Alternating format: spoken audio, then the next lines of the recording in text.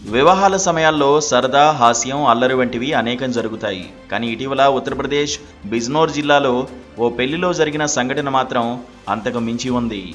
ఈ ప్రాంతంలో సాధారణంగా వరుడి చెప్పులను వధువు కుటుంబ సభ్యులు దొంగిలించే సంప్రదాయం ఉంది.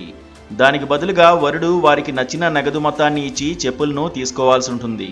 కానీ తాజాగా దాచిన చెప్పులను తిరిగిచ్చేందుకు వారు 50,000 డిమాండ్ చేశారు. కానీ వరుడు మాత్రం అందుకు ఒప్పుకోలేదు. వాళ్ళు కూడా ఏమాత్రం వెనక్కి తగ్గలేదు. ఆ తర్వాత ఇరు వర్గాల మధ్య వాదన జరిగి వరుణ్ణి బిచ్చగాడని వ్యాఖ్యానించారు.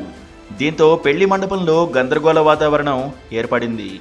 ఈ వివాదం మరింత పెరగడంతో ఓ వ్యక్తి పోలీసులకు ఫోన్ చేసి సమాచారం అందించాడు. అక్కడికి చేరుకున్న పోలీసులు గాయపడిన వరుడితో పాటు వధువు బంధువులను కూడా పోలీస్ స్టేషన్కు తీసుకెళ్లారు. ఇరు వర్గాల వాదనలు విన్న పోలీసులు వారిని చివరకు శాంతింపజేసి ఇంటికి పంపించారు. ఈ సంఘటన గురించి తెలిసిన నెటిజన్లు పలు రకాలుగా కామెంట్లు చేస్తున్నారు.